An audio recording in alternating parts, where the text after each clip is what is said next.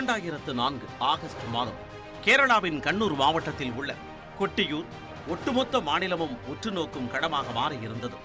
அங்குள்ள பள்ளியில் 1ஆம் வகுப்பில் படிக்கும் அனந்த் என்ற சிறுவனும் 2ஆம் வகுப்பில் படிக்கும் அஷரா என்ற சிறுமியும் பள்ளிக்கு வரக்கூடாது என ஊரே திரண்டு எதிர்த்து கொண்டிருந்தது.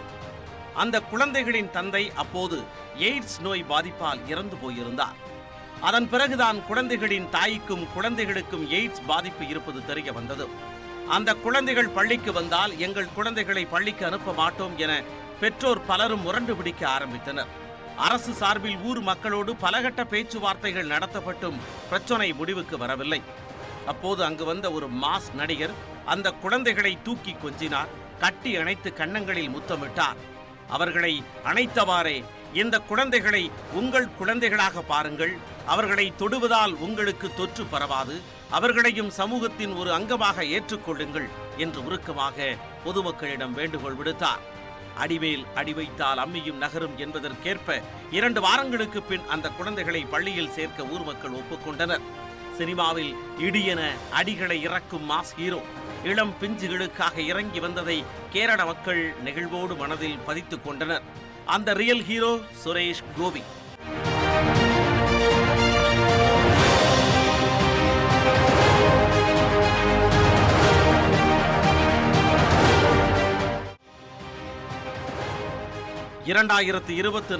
ஜூன் மாதம் 4ஆம் தேதி இந்தியாவே அடுத்து ஆட்சி அமைக்கப் போவது யார் என அறிந்து கொள்வதற்காக காத்திருந்தது. முடிவுகள் வெளியான போது 240 இடங்களில் வென்ற பாரதிய ஜனதா கட்சி 3வது முறையாக மத்தியில் ஆட்சி அமைப்பதற்கான வாய்ப்பு வந்தது. அப்பொழுது தாங்கள் 239 இடங்களில் வென்றதை காட்டிலும் ஒரு தொகுதியில் பெற்ற வெற்றியை பெரிதாக கொண்டாடியது பாஜக. அது கேரளத்தின் திருச்சூர் நாடாளுமன்ற தொகுதி. கேரளத்தில் பாஜகவால் வெற்றி பெறவே முடியாது என்ற அரசியல் ஆருடங்களை தகர்த்து வெற்றிக்கனியை பறித்த அந்த வேட்பாளர் நடிகர் சுரேஷ் கோபி. கேரளாவில் முதல் வெற்றியை பெற்றுக் கொடுத்த சுரேஷ் கோபியை இணை அமைச்சராக்கி அழகு பார்த்தது பாஜக. I, Suresh Gopi, do swear in the name of God that I will bear true faith and allegiance to the Constitution of India as by law established, that I will uphold the sovereignty and integrity of India, that I will faithfully and conscientiously discharge my duties as a Minister of State for the Union, and that petroleum மற்றும் இயற்கை எரிவாயு மற்றும் சுற்றுலாத்துறை அமைச்சராக பொறுப்பேற்ற சுரேஷ் கோபி கேரளாவிற்கு திரும்பியவுடன் திருச்சூரில் உள்ள காங்கிரஸ் தலைவர் கருணாகரனின் நினைவிடத்திற்கு சென்று மரியாதை செலுத்தினார். ஒரு பாஜக அமைச்சர் காங்கிரஸ் தலைவரின் நினைவிடத்திலா என எல்லோரும் ஆச்சரியமாக பார்த்தபோது காங்கிரஸ் கட்சியைச் சேர்ந்த கருணாகரனும் கம்யூனிஸ்ட் கட்சியைச் சேர்ந்த ஈ.கே. நாயனாரும் தான் தனது அரசியல் ஆசான்கள் என்றார் சுரேஷ் கோபி. மேலும் இந்திரா காந்தியை இந்தியாவின் தாய் என்று சொல்ல பதற்றமானது கேரளத்து பாஜக. நெருக்கடி நிலையை குறிப்பிட்டு இந்திராவை பாஜக விமர்சித்து வரும் நிலையில் பாஜக அமைச்சரான சுரேஷ் கோபி இந்திரா காந்தியை புகழ்ந்தது சர்ச்சையை பற்ற வைத்தது. அதற்கு விளக்கம் அளிக்க வேண்டிய நிலைக்கு தள்ளப்பட்ட சுரேஷ் கோபி சுதந்திரத்திற்கு பின் இந்தியாவை கட்டமைத்த தலைவர் இந்திரா காந்தி என்றும் காங்கிரஸ் கட்சியைச் சேர்ந்தவர் என்பதால் மட்டுமே இந்திரா காந்திக்கு மரியாதை செலுத்துவதில் இருந்து தன்னால் விலகி இருக்க முடியாது என்றும் உறுதிபடச் சொன்னார். இப்படி காங்கிரஸ் தலைவர்களின் மீது பற்று கொண்டிருந்தார். திருச்சூர் தொகுதியில் அவர் தோற்கடித்தது காங்கிரஸ் வேட்பாளரைத்தான். அதுவும் தன்னுடைய அரசியல் ஆசான் கருணாகரனின் மகனான கே. முரளிதரனைத்தான். மற்றவர்கள் என்னை பற்றி என்ன நினைக்கிறார்கள் அல்லது என்ன சொல்கிறார்கள் என்பதை பற்றி நான் கவலைப்படுவதில்லை. என் வாழ்க்கையை என்ன செய்ய வேண்டும் என்று நான் தான் தீர்மானிக்க வேண்டும். பாதை சரியாக இருக்கும் வரை அந்த பயணத்தில் இருந்து நாம் பின்வாங்க கூடாது. நான் அதைத்தான் செய்கிறேன் என்றார் சுரேஷ் கோபி. கேரள மாநிலத்தில் உள்ள ஆலப்புழாவில் 1958ஆம் ஆண்டு ஜூன் மாதம் 26ஆம் தேதி அன்று பிறந்தார் சுரேஷ் கோபி. கோபிநாதன் பிள்ளை ஞானலட்சுமி அம்மாள் தம்பதியினருக்கு மூத்த மகனாக பிறந்த சுரேஷ் கோபி தன் பூர்வீக ஊரான கொல்லத்தில் வளர்ந்தார். அங்கு இன்ஃபன்ட் ஜீசஸ் ஆங்கிலோ இந்திய பள்ளியில் கல்வி பயின்றார். சிறு வயதிலேயே சினிமா சுரேஷ் கோபியை பற்றிக் கொண்டது. தனது 7வது வயதில் ஓடையில் நின்னு என்னும் மலையாள திரைப்படத்தின் மூலம் குழந்தை நட்சத்திரமாக அறிமுகமானார் சுரேஷ் கோபி. வசனங்கள் ஏதுமின்றி சுரேஷ் கோபி திரையில் தோன்றிய அந்த காட்சி சரியாக 1 நிமிடம் இடம்பெற்றது. பள்ளி படிப்பை முடித்த சுரேஷ் கோபி கொல்லத்தில் உள்ள பாத்திமா மாதா தேசிய கல்லூரியில் சேர்ந்தார். விலங்கியலில் இளங்கலை அறிவியல் பட்டமும் ஆங்கில இலக்கியத்தில் முதுகலை பட்டமும் பெற்றார். கல்லூரி காலத்தில் தான் சுரேஷ் கோபிக்கு அரசியல் அறிமுகமானது. மார்க்சிஸ்ட் கம்யூனிஸ்ட் கட்சியின் மாணவர் பிரிவான இந்திய மாணவர் சங்கத்தில் உறுப்பினராக இணைந்தார் சுரேஷ் கோபி. ஒரு கம்யூனிஸ்ட் இயக்கத்தின் மூலம் அரசியலில் அடியெடுத்து வைத்த சுரேஷ் கோபிக்கு காங்கிரசின் மீது ஈர்ப்பு வர காரணமாக இருந்தவர் இந்திரா காந்தி. 60களின் பிற்பகுதியில் சேவ் சைலண்ட் வேலி எனும் இயக்கம் கேரளாவில் முன்னெடுக்கப்பட்டது. பாலக்காடு வனப்பகுதியில் நீர் மின்சார திட்டம் கொண்டு வருவதை எதிர்த்து தொடரப்பட்ட இந்த இயக்கத்தில் அப்போது மாணவராக இருந்த சுரேஷ் கோபி பங்கேற்றார். அது தொடர்பாக அப்போதைய பிரதமரான இந்திரா காந்திக்கு கடிதம் எழுதிய சுரேஷ் கோபி டியர் மதர் என்று அவரை விடுத்து எழுதியிருந்தார். பலகட்ட பரிசீலனைகளுக்கு பிறகு 1984ஆம் ஆண்டு அந்த திட்டத்தை கைவிட்டார் இந்திரா காந்தி. அந்த காலகட்டத்தில் இந்திராவின் மீது ஏற்பட்ட மரியாதைதான் பின்னாளில் பாஜகவின் சார்பில் எம்பி ஆன போதும் இந்திராவை புகழ்ந்து பேச வைத்தது. கல்லூரியில் படித்த காலத்தில் கமல்ஹாசனின் படங்களை பார்த்த சுரேஷ் கோபி அவரைப் போல தானும் ஒரு நடிகராக வேண்டும் என்று ஆசைப்பட்டார். ஆனால் தன் மகனை ஒரு IPS அதிகாரியாக பார்க்க வேண்டும் என்று விரும்பினார் சுரேஷ் கோபியின் தந்தை. அதில் சுரேஷ் கோபியின் ஆசைதான் முதலில் நிறைவேறியது. 1986ஆம் ஆண்டில் TP பாலகோபாலன் MA என்ற திரைப்படத்தில் ஒரு சிறிய கதாபாத்திரத்தில் நடித்ததன் மூலம் இளம் நடிகராக கேரள மக்களுக்கு அறிமுகமானார் சுரேஷ் கோபி.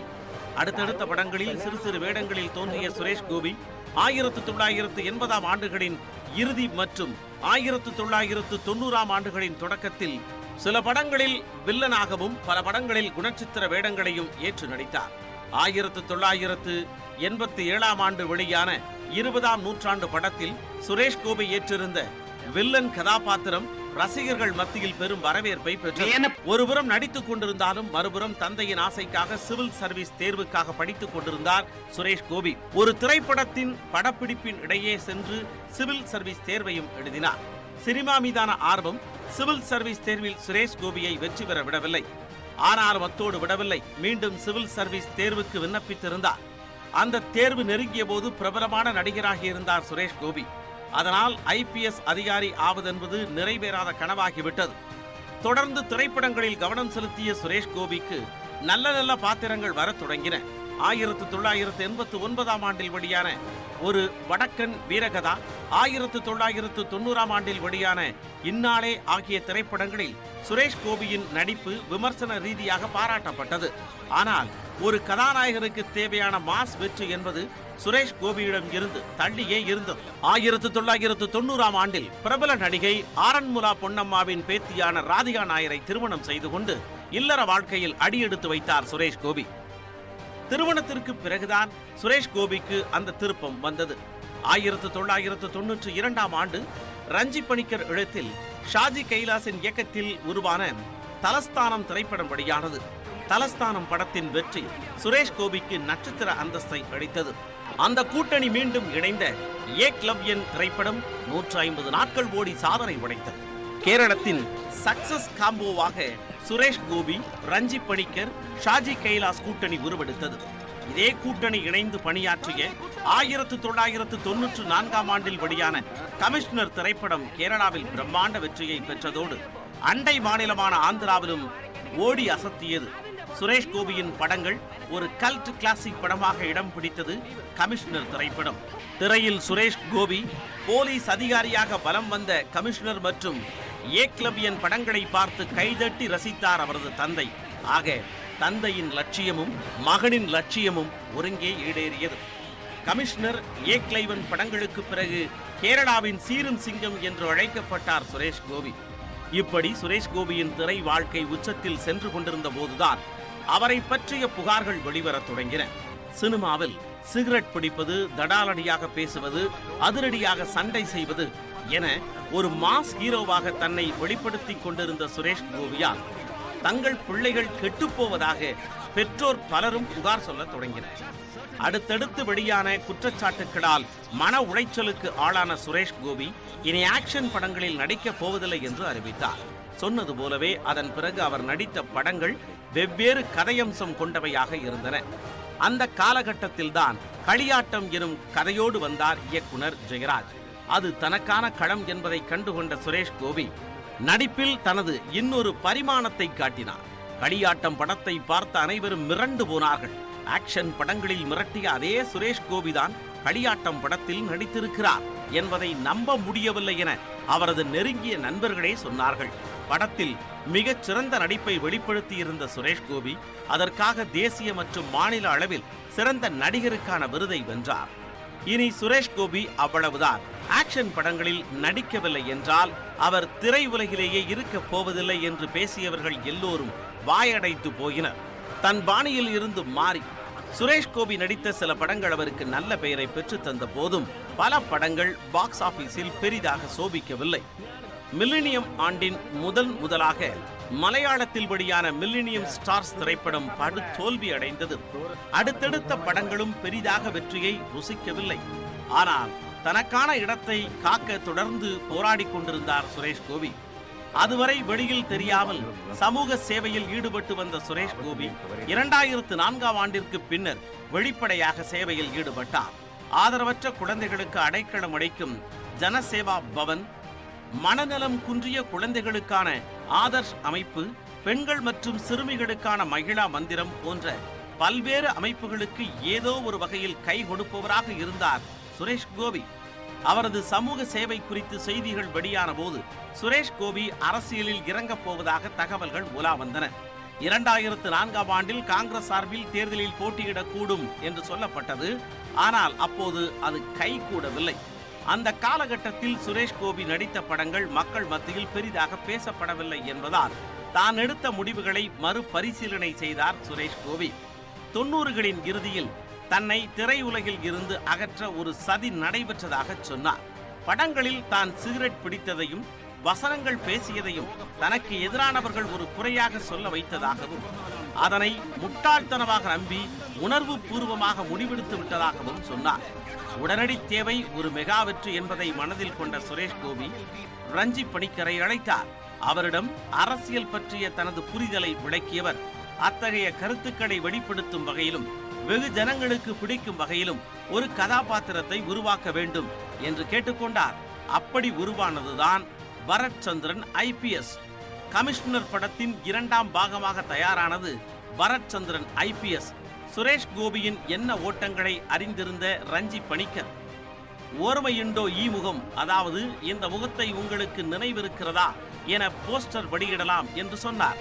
கமிஷனர் படத்தின் கதாபாத்திரமான பரத் சந்திரனை நினைவிருக்கிறதா என்று கேட்பது போலவும், சுரேஷ் கோபியை நினைவிருக்கிறதா என்று கேட்பது போலவும் இரு பொருள்பட வெளியான அந்த போஸ்டர்கள் ரசிகர்களிடம் பெரும் வரவேற்பை பெற்றன. இப்படப்பிடிப்பில் சாதாரணமாகவே இருந்தார் சுரேஷ் கோபி. படம் வெற்றியோ தோல்வியோ எல்லாவற்றையும் சமமாக பாவிக்க வேண்டும் என்ற பாடத்தை அனுபவம் சுரேஷ் கோபிக்கு கற்றுக் கொடுத்திருந்தது. ஆனால் படம் வெளியாவதற்கு 2 நாட்களுக்கு முன்பு அத்தனையும் உடைந்து போனது. ஆன்மீகவாதி என சுரேஷ் கோபி ஆலயங்களை நோக்கி ஓடிக்கொண்டிருந்தார். படம் ரிலீஸ் அன்று குருவாயூரப்பன் படத்தின் முன்பாக அமர்ந்து தியானம் செய்தார்.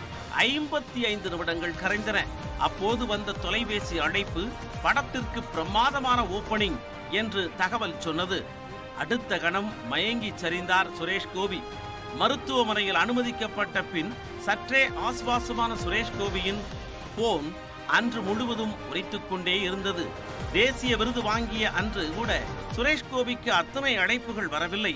ஒரு வழியாக 2000ற்கு பின் தன் முதல் மெகா வெற்றியை பதிவு செய்தார். 2005ஆம் ஆண்டு முதல் 2024ஆம் ஆண்டு வரையிலான 19 ஆண்டுகள் அவரது அரசியல் எழுச்சி காலம் என்று குறிப்பிடலாம். 2005ஆம் ஆண்டிற்கு பின்னர் வெளியான பல படங்கள் தோல்வியை சந்தித்த நிலையில் 2010ஆம் ஆண்டுக்கு பின்னர் படங்களின் எண்ணிக்கையை குறைத்துக் கொண்டே வந்தார். திரை மூலம் மக்களை தொடர்பு கொண்ட சுரேஷ் கோபி நடிப்பதை குறைத்துக் கொண்ட போது தொலைக்காட்சியை தனது தொடர்பு ஊடகமாக பயன்படுத்திக் கொண்டார்.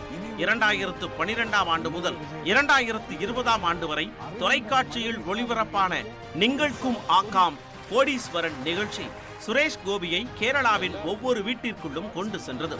2016ஆம் ஆண்டு ஏப்ரல் மாதம் நியமன மாநிலங்களவை உறுப்பினராக பொறுப்பேற்ற சுரேஷ் கோபி அக்டோபர் மாதம் பாஜகவில் இணைந்தார். அரசியலில் இறங்குவது என சுரேஷ் கோபி முடிவு செய்த போது அவரது நண்பர்களும் குடும்பத்தினரும் அதனை ஆதரிக்கவில்லை. அரசியல் குறித்த தெளிவான பார்வை இருந்த போதும் மம்முட்டியும் மோகன்லாலும் எப்படி விலகி நிற்கின்றனர் என்பதை பாருங்கள் என்று அறிவுறுத்தினர்.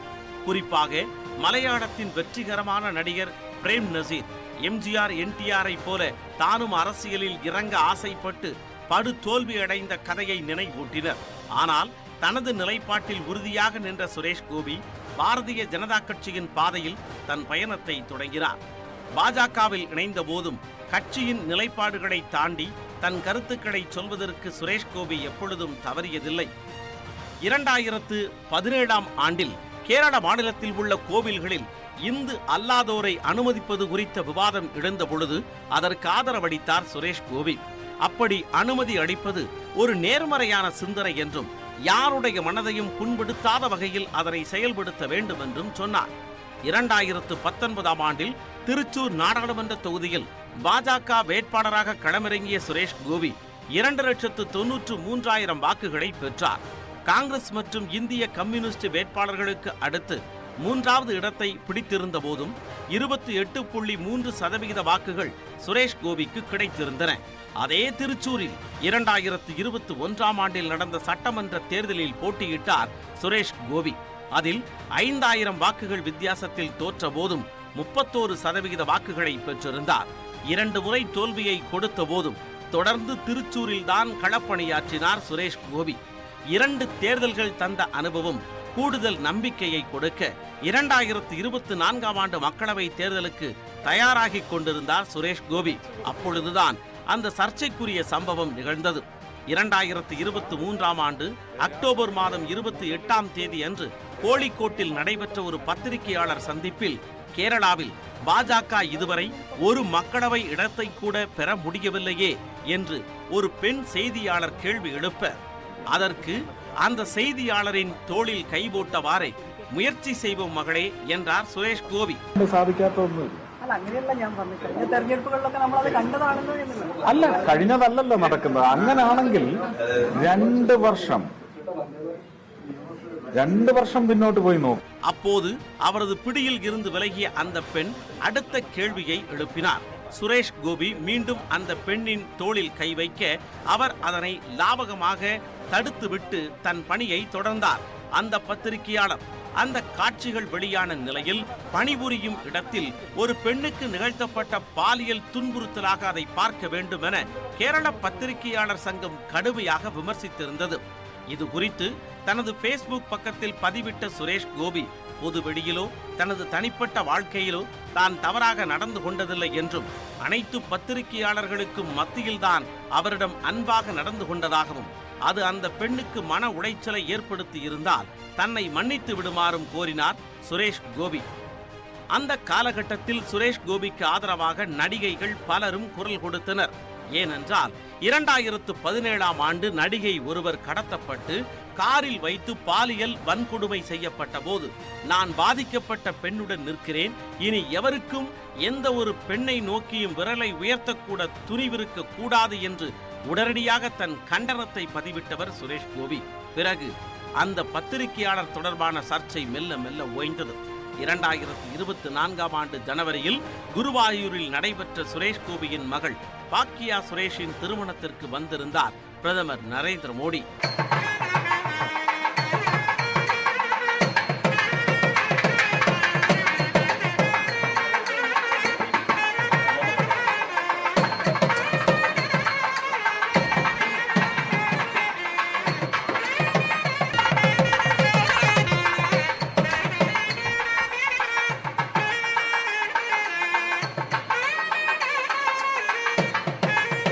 அப்போதே சுரேஷ் கோபிக்கு நாடாளுமன்ற தேர்தலில் வாய்ப்பு வழங்கப்படலாம் என்ற பேச்சுக்கள் எழுந்தன. அதன்படியே திருச்சூர் தொகுதி சுரேஷ் கோபிக்கு ஒதுக்கப்பட்டது. பாஜகவுக்கு பெரிதாக செல்வாக்கு இல்லாத பெரும்பான்மையாக கிறிஸ்தவர்கள் இருக்கக்கூடிய ஒரு தொகுதியில் சுரேஷ் கோபியின் வெற்றி என்பதை அரசியல் பார்வையாளர்கள் யாரும் ஆரூடமாக கூட சொல்லவில்லை. ஆனால் தன் மீதும் திருச்சூர் மக்களின் மீதும் மிகுந்த நம்பிக்கையோடு இருந்தார் சுரேஷ் கோபி. பிரச்சாரம் என்பது வெறும் சடங்கு போலதான், வெற்றி எனக்கு உறுதி செய்யப்பட்டு விட்டது என்றும் சொன்னார். அந்த நம்பிக்கைதான் சுரேஷ் கோபி மூலம் கேரளத்தில் தாமரையை மலர வைத்தது. தொலைக்காட்சியில் நிகழ்க்கும் ஆகாம் கோடீஸ்வரன் நிகழ்ச்சியை தொகுத்து வழங்கிய சுரேஷ் கோபி தன்னால் மறக்க முடியாத போட்டியாளர் என்று கடைக்காவூரைச் சேர்ந்த சோபா என்பவரை குறிப்பிட்டார். கேரள தென்னை நார் கூட்டுறவு சங்கத்தில் பணியாற்றி வந்த சோபாவுக்கு 2 ஆண்டுகளாக சம்பளம் தரப்படவில்லை. ஆனாலும் அவர் தொடர்ந்து பணிக்கு சென்று வந்தார். அது குறித்து சுரேஷ் கோபி கேட்டபோது, இந்த வேலைதான் என்னை நாள் முழுவதும் ஆக்கிரமித்திருக்கிறது. வேலையை விட்டுவிட்டால் நான் மன உளைச்சலுக்கு ஆளாகி விடுவேன் என்று சொன்னார். அந்த நிகழ்ச்சியில் பரிசை வென்றபோது, இது எனக்கு கடவுள் கொடுத்த கூலி என்றார் சோபா. பார்வையாளர்களுக்கு அப்பொழுது ஒரு செய்தியை சொன்னார் சுரேஷ் கோபி. நீங்கள் உண்மையாகவும் நேர்மையாகவும் நம்பிக்கையுடனும் இருந்தால் ஒரு நாள் அது உரிய பலனளிக்கும் என்று அந்த நிகழ்ச்சி பொருந்தக்கூடியதல்ல, சுரேஷ் கோபிக்கும் மிக பொருத்தமானது. I, Suresh Gopi, do of India as by law established, that I will uphold the sovereignty and integrity of India, that I will faithfully and conscientiously discharge my duties as a Minister of State for the Union, and that